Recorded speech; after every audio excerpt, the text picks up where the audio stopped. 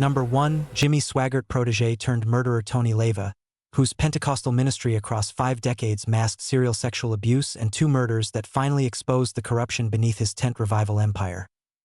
Tony Leyva entered the world in 1934 in West Virginia, born into poverty that would shape both his early desperation and his later understanding of how religious fervor could be weaponized for personal gain. By his late 20s, Leyva had reinvented himself as Brother Tony, a traveling evangelist whose tent revivals drew thousands across the Appalachian South throughout the 1960s and 1970s. His organizational skills and genuine charisma attracted the attention of Jimmy Swaggart's burgeoning ministry, and for several years Leyva operated within Swaggart's orbit, learning the mechanics of large-scale religious fundraising and broadcast evangelism. What Swaggart and his associates never fully understood was that Leyva's ministry served as cover for systematic exploitation of vulnerable individuals, particularly young boys from broken families who attended his revivals seeking spiritual guidance and found instead a predator who used religious authority to silence them. The murder that finally ended Leyva's decades of abuse occurred on October 14, 1986, when Danny Cohn, a 15-year-old from Charlottesville, Virginia, disappeared after attending one of Leyva's revival meetings. Cohn's body was discovered 2 weeks later in a shallow grave near Roanoke, Virginia, bearing evidence of sexual assault and strangulation. Investigators quickly established that Leyva had been the last person to see Cohn alive, having invited the teenager to his motel room for private spiritual counseling. The forensic examination revealed Leyva's DNA and fingerprints throughout the crime scene, and a search of his ministry vehicle uncovered religious tracts intermixed with pornographic materials featuring adolescent males. As detectives expanded their investigation, they uncovered Leyva's connection to a second murder, that of 13-year-old Jeffrey Sullivan in North Carolina in 1982. A case that had gone cold due to lack of suspects but now yielded forensic matches to evidence preserved from that earlier crime scene. The trial of Tony Leyva in 1988 became a media sensation that exposed the vulnerabilities within Pentecostal circles regarding accountability and background checking of ministry leaders. Prosecutors presented testimony from 17 former associates and victims who described Leyva's method of targeting families in crisis, offering spiritual solutions while isolating vulnerable children for abuse. The defense attempted to attribute Leyva's actions to religious persecution and character assassination by secular authorities hostile to his ministry, but the physical evidence proved overwhelming. The jury deliberated for less than 4 hours before returning guilty verdicts on both counts of first-degree murder, with the jury foreperson later telling reporters that Leyva's apparent lack of remorse during testimony had cemented their decision. During the penalty phase, prosecutors introduced evidence of Leyva's sexual abuse of at least 12 additional minors over 3 decades, crimes that had gone unreported due to religious pressure on families and the shame associated with homosexual abuse in conservative communities. The jury unanimously recommended death for both murders, and the judge imposed consecutive death sentences on March 3, 1989. Leyva's appeals exhausted themselves over the following 8 years, with his attorneys challenging the admission of prior bad acts evidence and arguing ineffective assistance of counsel, but federal courts consistently upheld the convictions and sentences. Tony Leyva died by lethal injection on September 9, 1997, at the Greensville Correctional Center in Virginia, maintaining to his final statement that he was innocent and that his ministry had been destroyed by satanic conspiracy. The Leyva case prompted significant reforms within Pentecostal denominations regarding youth protection policies, mandatory background checks for ministry staff, and reporting requirements for suspected abuse, though critics noted that similar predators continued operating in less regulated independent ministries. Number 2. John Errol Ferguson, the religious leader who turned Miami's 18th Street Church of God into a fortress of terror, ordering 7 execution-style murders in 1977 before his spiritual delusions finally collapsed under the weight of forensic evidence. John Errol Ferguson was born in 1948 in Kingston, Jamaica, immigrating with his family to Miami, Florida, in 1958 during the height of Cuban refugee resettlement that transformed the city's demographics and social tensions. Ferguson's early religious training came from his grandmother, a strict Pentecostal who believed in literal spiritual warfare and demon possession, frameworks that Ferguson would later distort beyond recognition. By 1975, Ferguson had established the 18th Street Church of God in Miami's Liberty City neighborhood, a storefront operation that attracted working-class Caribbean immigrants seeking community, in an unfamiliar environment. What began as genuine ministry rapidly transformed as Ferguson claimed increasingly direct revelation from God, eventually announcing himself as the Prince of God with authority to judge and execute sinners. Ferguson's theology centered on blood atonement, a doctrine he adapted from fringe Mormon teachings and radicalized into justification for murdering those he deemed beyond redemption. The terror began on May 29, 1977, when Ferguson and 3 armed followers invaded the home of Livingstone Storch, a rival church member who had questioned Ferguson's authority and attempted to lead a congregation split. Storch, his wife, and their 5 children were bound with electrical cord and executed with shots to the head as Ferguson read aloud passages from Revelation about the destruction of the wicked. The crime scene revealed Ferguson's bizarre ritual elements, including anointing oil poured over the bodies and religious symbols drawn in blood on the walls. Miami homicide detectives initially suspected drug-related violence given the neighborhood's emerging cocaine economy, but surviving family members identified Ferguson's distinctive Jamaican accent and religious rhetoric from the attack. Before police could locate Ferguson, he struck again on June 5, 1977, targeting Randolph and Vivian Grennan, elderly church members whom Ferguson accused of witchcraft and spiritual contamination. The Grennans were found in their home with their throats slit and religious pamphlets stuffed into their wounds, Ferguson's signature method of claiming divine sanction for his violence. The investigation accelerated when Ferguson attempted a third attack on June 12, intending to murder the entire family of Deacon Thomas Henry, but Henry's son escaped through a window and provided police with specific identification of Ferguson and his armed followers. The manhunt ended on June 19, 1977, when FBI agents and Miami police surrounded Ferguson's church compound, finding him in the pulpit delivering a sermon about God's vengeance upon his enemies, while surrounded by automatic weapons and religious texts marked with execution orders for dozens of additional targets. Ferguson's trial in early 1978 presented significant challenges for prosecutors as his attorneys mounted an insanity defense centered on religious delusion and command hallucinations. Defense psychiatrists testified that Ferguson genuinely believed himself divinely appointed to destroy evil, while prosecution experts countered that his careful planning, evidence concealment, and flight from police demonstrated intact reality testing and criminal responsibility.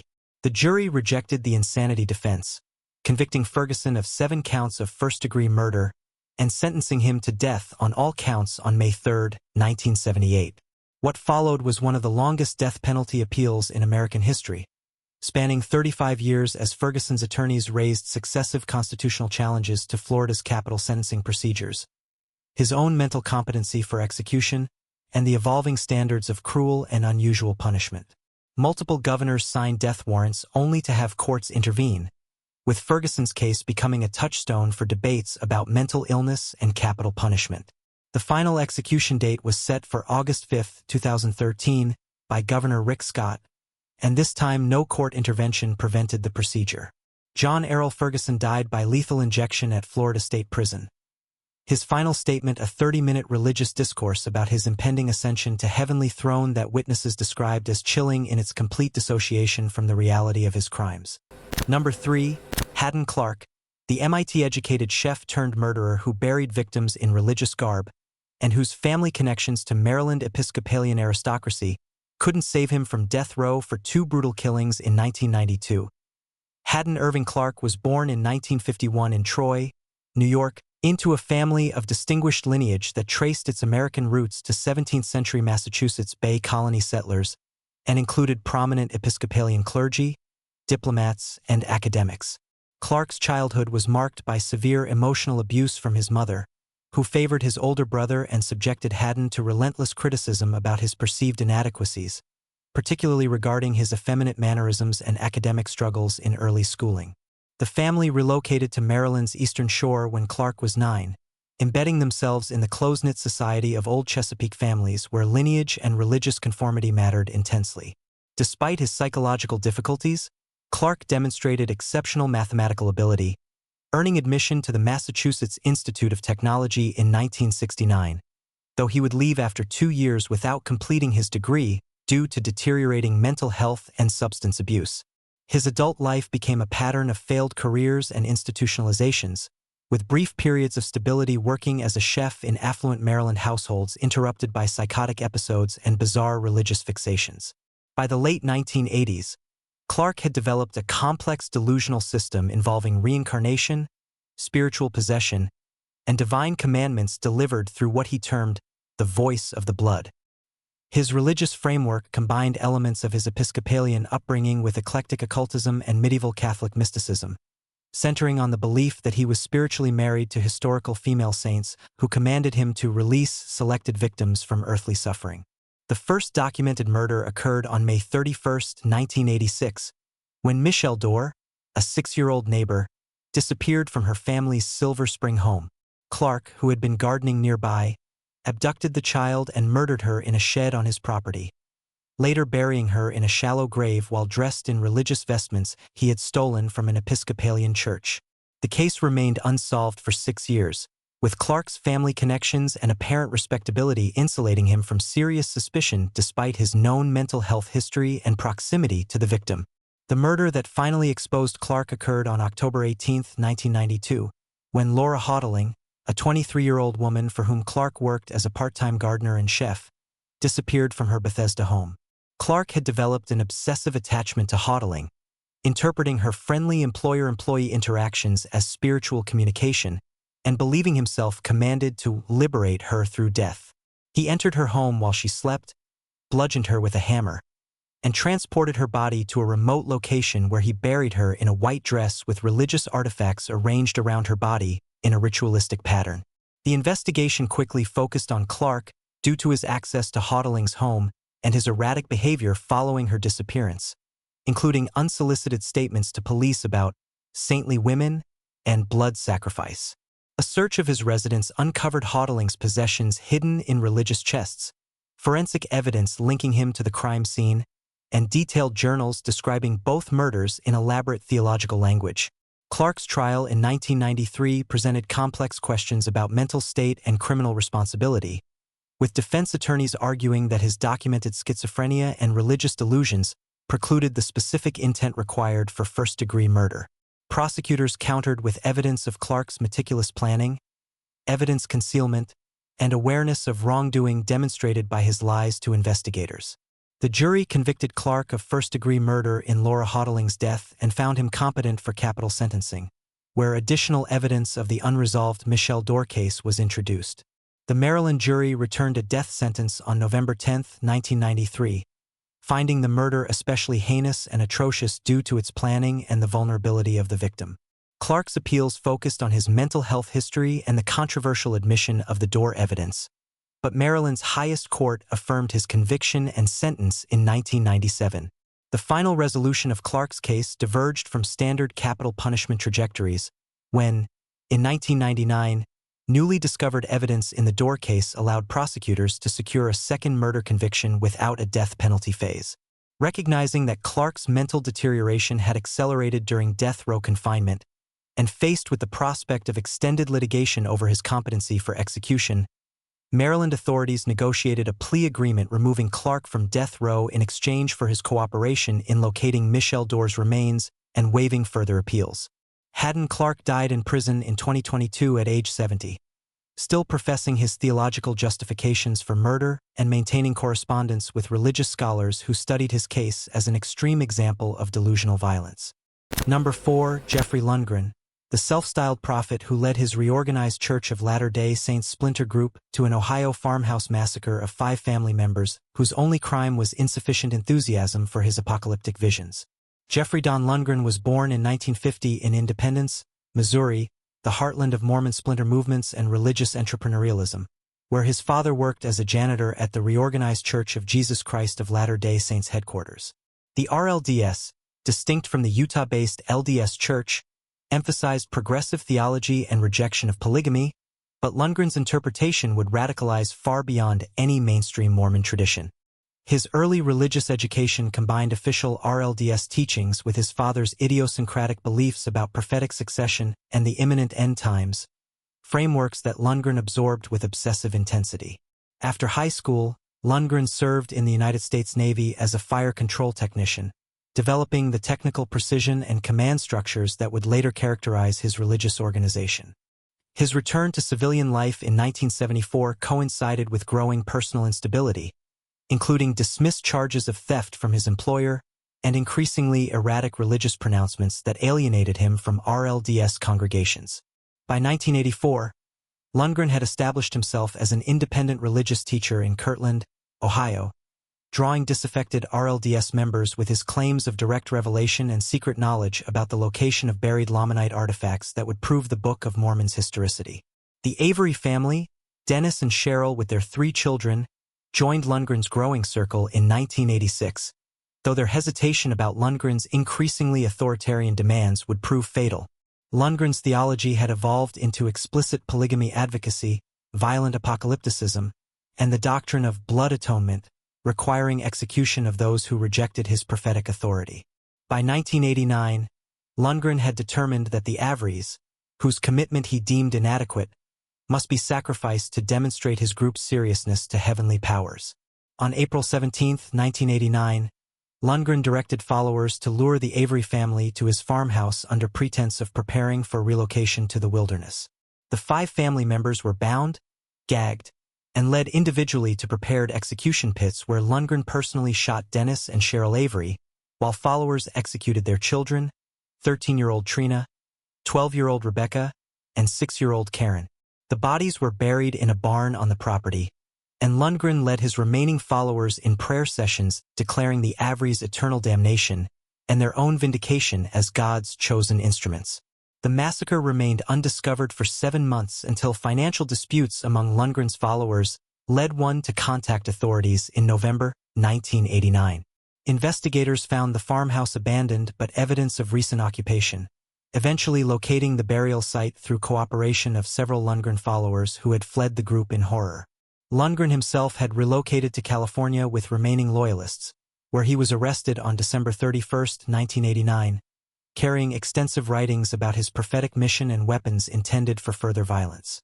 His trial in 1990 became a defining case for understanding religiously motivated violence in American courts, with prosecutors presenting detailed evidence of Lundgren's planning, his personal execution of adult victims, and his theological justifications captured in extensive journal entries. The defense attempted to frame Lundgren as sincere if diluted, a religious extremist rather than common murderer, but the systematic nature of the killings and their clear motivation in Lundgren's desire for absolute group control undermined this characterization. The jury convicted Lundgren of 5 counts of aggravated murder and sentenced him to death on July 30, 1990. His appeals focused on allegedly improper jury instructions regarding accomplice liability and the exclusion of certain mental health evidence, but Ohio courts consistently rejected these claims. What distinguished Lundgren's post-conviction proceedings was his continued religious activity from death row, where he maintained correspondence with followers, issued new prophetic pronouncements, and attempted to orchestrate the continuation of his movement through designated successors.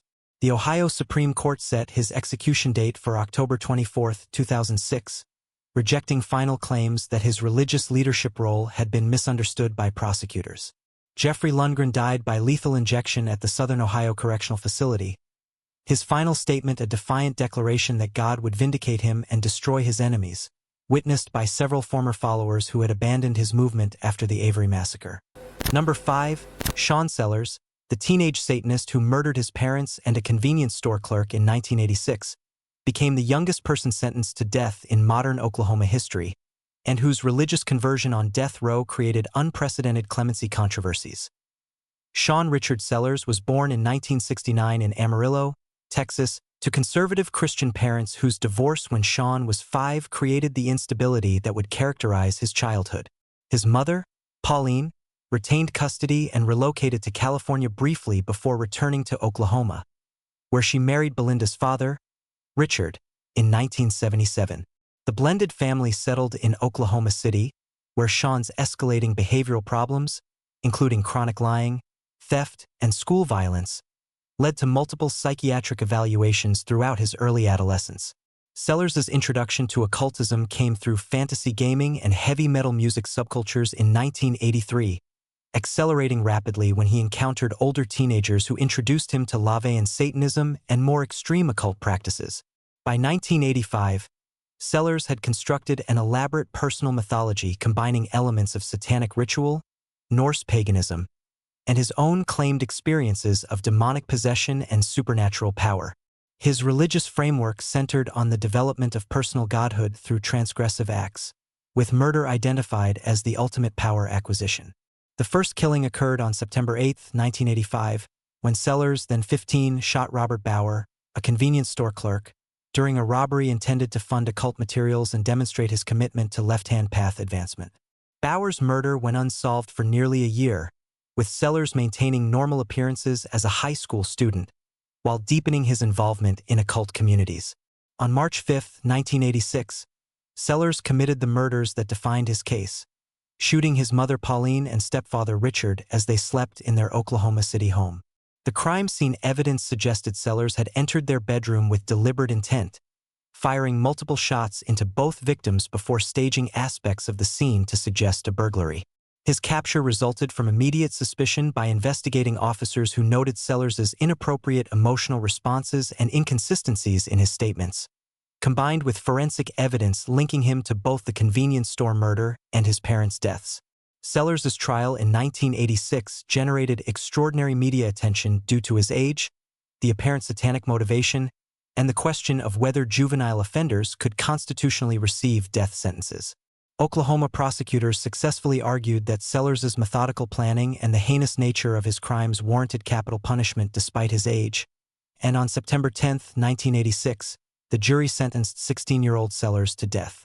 His arrival on Oklahoma's death row initiated one of the most documented religious conversions in American penal history, as Sellers abandoned Satanism and embraced fundamentalist Christianity with the same intensity he had brought to his earlier occultism.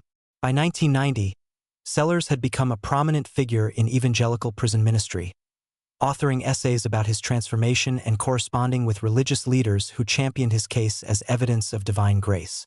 This conversion created unprecedented clemency complications, as Oklahoma's parole board and governor faced pressure from religious constituencies who believed Sellers' spiritual transformation warranted mercy, while victims' families and law enforcement emphasized the permanent nature of his crimes.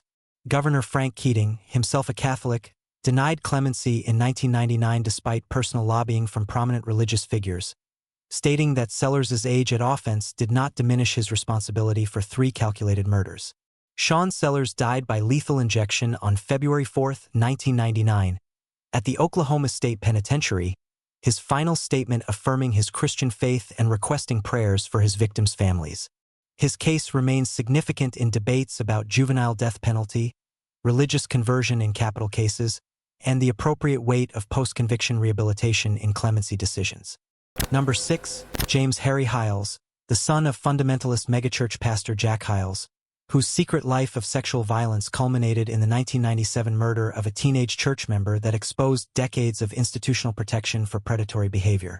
James Harry Hyles was born in 1955 in Hammond, Indiana, into what would become one of American fundamentalism's most influential families, his father Jack Hyles having established First Baptist Church of Hammond as a powerhouse of independent Baptist growth through aggressive bus ministry and authoritarian pastoral leadership. The younger Hyles' childhood was defined by extraordinary privilege within religious subculture and equally extraordinary pressure to maintain appearances of sinless perfection that his father demanded from family members. By his teenage years, James Hyles had developed patterns of compulsive sexual behavior that he concealed through the elaborate systems of accountability and surveillance his father's church imposed on all members. His adult life became a series of religious employment positions: youth pastor, bus ministry director, assistant pastor, at churches affiliated with his father's network, each ending in unexplained departures that were smoothed over through denominational connections and non-disclosure agreements. The critical pattern that would define Hyles' criminality involved his systematic targeting of teenage girls from religiously strict families, girls whose inexperience and fear of parental punishment made them unlikely to report his advances. By 1995, Hyles had established himself as youth pastor at Miller Baptist Church in Gary, Indiana, where he cultivated particular relationships with several female students, including 15-year-old Jennifer Moore, whose family had recently joined the church-seeking spiritual community after relocating from Kentucky. Hyles' manipulation of Moore followed his established pattern, beginning with spiritual counseling about her rebellious spirit, and progressing to isolated meetings where he exploited her religious guilt and confusion about emerging sexuality. When Moore attempted to withdraw from these meetings in spring 1997, Hyles became increasingly desperate, recognizing that her potential disclosures threatened not merely his position but the intricate network of protection his father and associates had constructed around his behavior for 2 decades. On June 14, 1997, Hyles lured Moore to a remote location near the Indiana-Illinois border under pretense of resolving their spiritual difficulties, where he sexually assaulted her and strangled her to death to prevent disclosure. The investigation rapidly focused on Hyles due to their known association and his inconsistent statements about his whereabouts, with forensic evidence including Hyles's DNA recovered from the crime scene providing definitive linkage. What emerged during the investigation shocked even experienced law enforcement personnel, as multiple former church members came forward describing Hyles's decades of abuse that had been systematically covered up by church leadership, including his father, who had paid settlements, silenced victims through religious pressure, and relocated Hyles to new positions whenever exposure threatened. The trial of James Hyles in 1998 became a referendum on accountability in religious institutions, with prosecutors presenting evidence of 40 years of documented abuse and institutional protection. The defense attempted to characterize Hyles as suffering from addiction and mental illness requiring treatment rather than punishment, but the calculated nature of Moore's murder and the extensive cover-up network undermined this framing. The jury convicted Hyles of first-degree murder and aggravated criminal sexual assault, sentencing him to death on March 15, 1998. His appeals focused on prosecutorial misconduct in introducing prior bad acts evidence and the inflammatory effect of media coverage about his father's church, but Indiana courts consistently rejected these claims. What complicated Hyles's case was the simultaneous collapse of his father's ministry under multiple abuse allegations, creating a media environment where clemency seemed politically impossible despite religious supporters' efforts. James Harry Hyles died by lethal injection on December 4, 2003, at the Indiana State Prison, his final statement expressing remorse specifically for the murder while maintaining that his earlier abusive behavior had been misunderstood religious counseling. The Hyles case accelerated ongoing investigations into independent Baptist institutions that would eventually expose widespread patterns of abuse concealment extending far beyond the Hammond Church. Number 7. Paul Jennings Hill, the Presbyterian minister and anti-abortion activist whose 1994 murders of abortion provider Dr. John Britton and clinic escort James Barrett represented the definitive act of religiously motivated violence in the American abortion wars. Paul Jennings Hill was born in 1954 in Miami, Florida, into a nominally Christian family whose religious practice did not prepare them for their son's eventual radicalization. His intellectual development showed early promise, with Hill earning admission to Simmons College in Boston and later obtaining a Master of Divinity from Reformed Theological Seminary, credentials that would lend authority to his subsequent violent advocacy. Hill's initial ministry positions in Presbyterian churches in Georgia and Florida were marked by increasing militancy on abortion, as he moved from opposition to active resistance and finally to justification of lethal violence against abortion providers.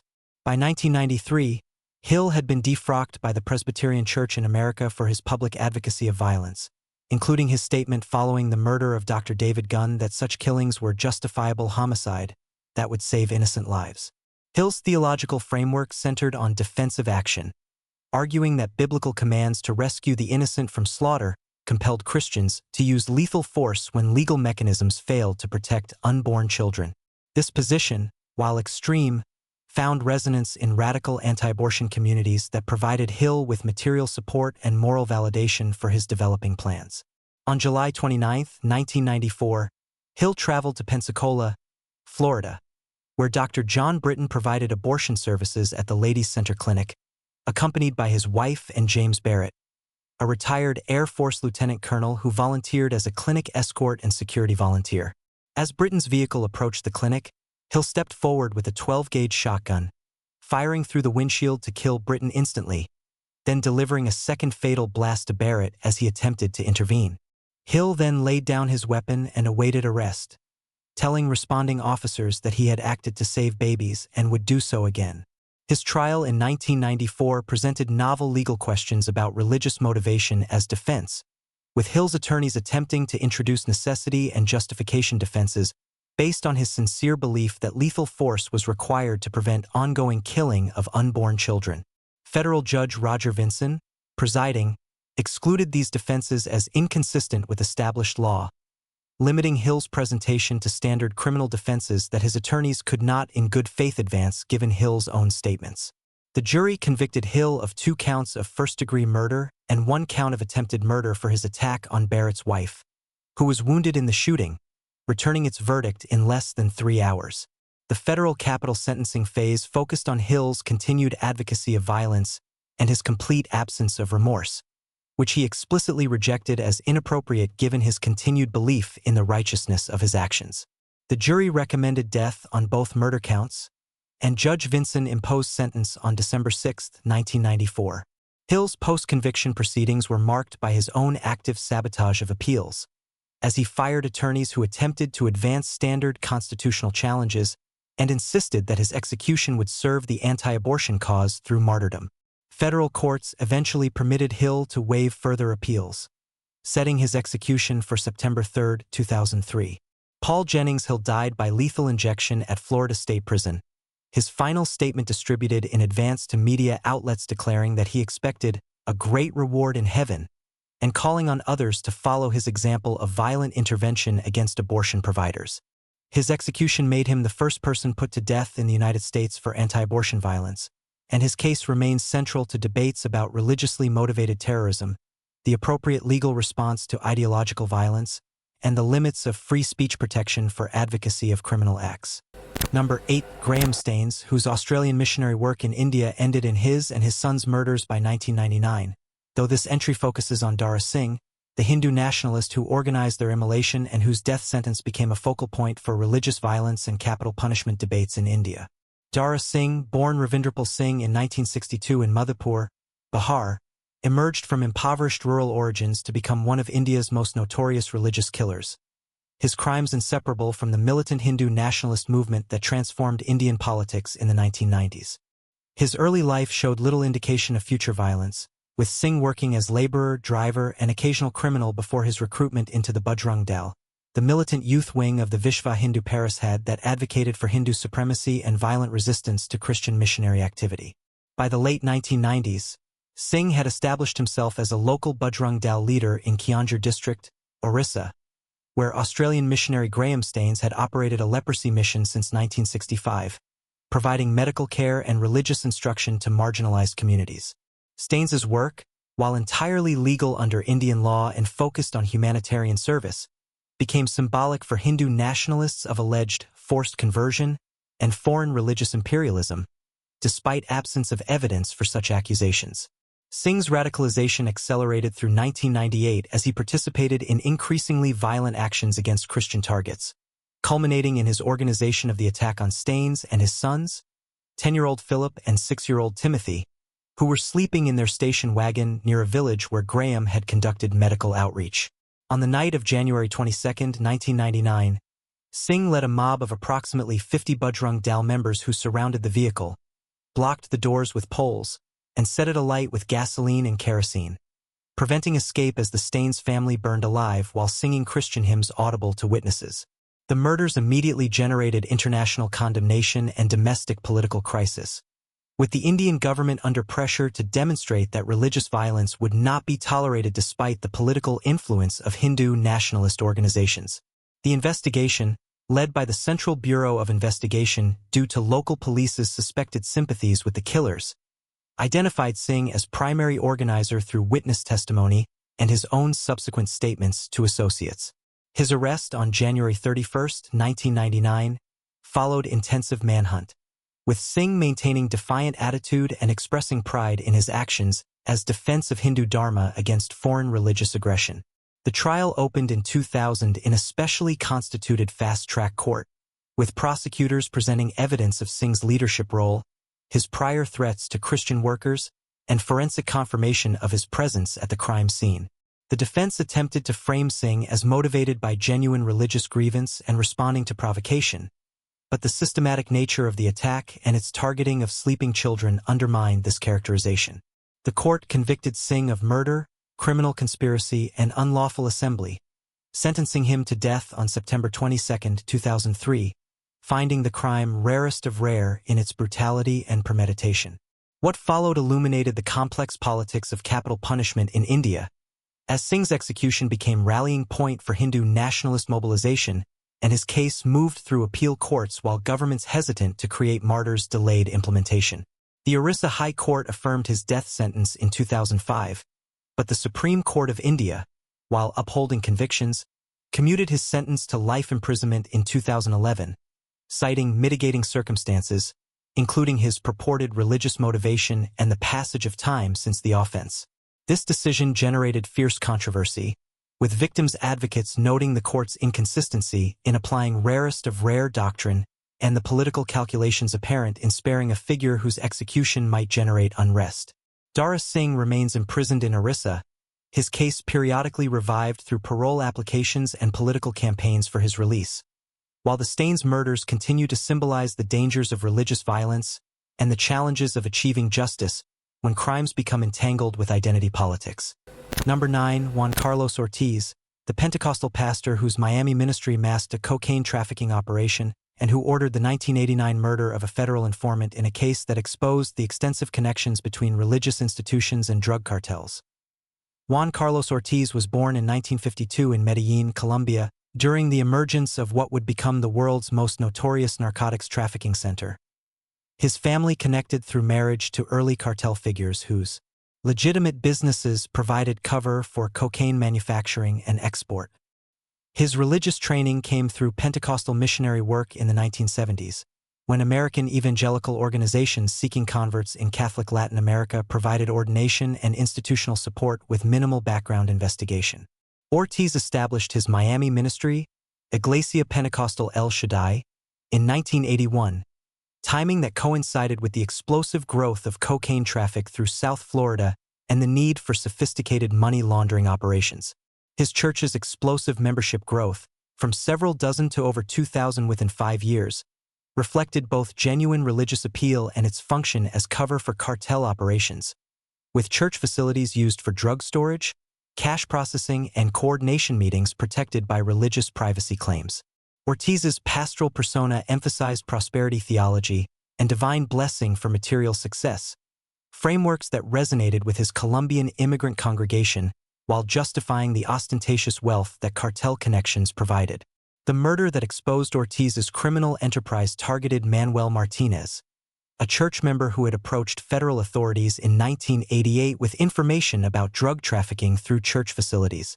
Ortiz learned of Martinez's cooperation through corrupt law enforcement contacts maintained by cartel associates, and determined that killing Martinez would both silence a dangerous witness and demonstrate to his cartel partners that he could manage security threats effectively. On March 14, 1989, Ortiz lured Martinez to a church retreat property under pretense of spiritual reconciliation, where hired assassins tortured Martinez for information about his federal contacts before executing him with shots to the head. The body was buried on church property, and Ortiz conducted funeral services for the disappeared Martinez, expressing concern about his spiritual state and encouraging congregation members to pray for his safe return. The federal investigation that followed Martinez's official missing person report utilized wiretaps and informant operations that gradually exposed the full scope of Ortiz's criminal enterprise, including his role in processing over $40 million in cocaine proceeds through church accounts and his direct participation in 3 additional murders in Colombia. Ortiz's arrest on December 3, 1989, required coordinated raids on church properties that recovered significant drug quantities and financial records, with Ortiz himself found in the church sanctuary in prayer, maintaining to arresting agents that he was victim of anti-Christian persecution. His prosecution in federal court presented the challenge of distinguishing religious activity from criminal conspiracy, with defense attorneys arguing that Ortiz's church was a legitimate religious community infiltrated by criminals without his knowledge. The evidence proved otherwise, including recordings of Ortiz ordering murders in religious language and financial records showing systematic diversion of drug proceeds to personal accounts. The jury convicted Ortiz of murder in aid of racketeering, continuing criminal enterprise, and multiple narcotics and money laundering offenses, with the federal capital sentencing phase focusing on his abuse of religious authority and the calculated nature of Martinez's murder. The jury recommended death on the murder count, and Judge William Hovler imposed sentence on August 15, 1991, finding Ortiz's conduct particularly egregious given his religious position. Ortiz's appeals challenged the federal death penalty statute's constitutionality and the admission of certain wiretap evidence, but the 11th Circuit affirmed his convictions and sentence in 1995. What complicated his case was Colombian government opposition to his execution. As Ortiz retained citizenship and Colombia's abolition of capital punishment created diplomatic pressure for commutation. These pressures were ultimately unsuccessful, and Juan Carlos Ortiz died by lethal injection at the United States Penitentiary in Terre Haute, Indiana on March 16, 1999, the first person executed under federal death penalty provisions revived in 1988, and a case study in the vulnerability of religious institutions to criminal exploitation. Number 10. Alice Lundgren, the follower who became accomplice in her husband Jeffrey's apocalyptic cult, whose participation in the 1989 Avery family massacre earned her a death sentence that was ultimately commuted due to her subordinate role and extensive cooperation. Alice Keeler was born in 1954 in Independence, Missouri, sharing with her future husband Jeffrey Lundgren the environment of Mormon splinter movement culture that would shape both their religious development. Her introduction to Jeffrey occurred through RLDS youth activities in 1972, with their marriage following in 1974 as both embraced increasingly radical theological positions. Alice's religious framework centered on absolute submission to priesthood authority, a doctrine that Jeffrey exploited to transform her from partner to accomplice in his developing violent apocalypticism. While Jeffrey established public ministry credentials, Alice managed their household and growing family while internalizing his theological claims about imminent end times and the necessity of violence to establish God's kingdom. Her participation in the Lundgren Group's activities evolved gradually, from passive acceptance of Jeffrey's religious authority to active involvement in the surveillance, planning, and execution of the Avery family murders. On April 17, 1989, Alice Lundgren participated directly in luring the Averys to their deaths, personally distracting Cheryl Avery with conversation while her husband and other followers prepared execution sites, then witnessing the murders while maintaining prayer and scripture reading that Jeffrey had ordained as spiritual protection for the killers. Following the murders, Alice's role in concealing evidence and maintaining group cohesion was substantial, though her psychological subordination to Jeffrey became evident as the group's unity dissolved under investigative pressure. Her arrest with Jeffrey on December 31, 1989, initiated separate legal proceedings that would diverge dramatically from her husband's outcome.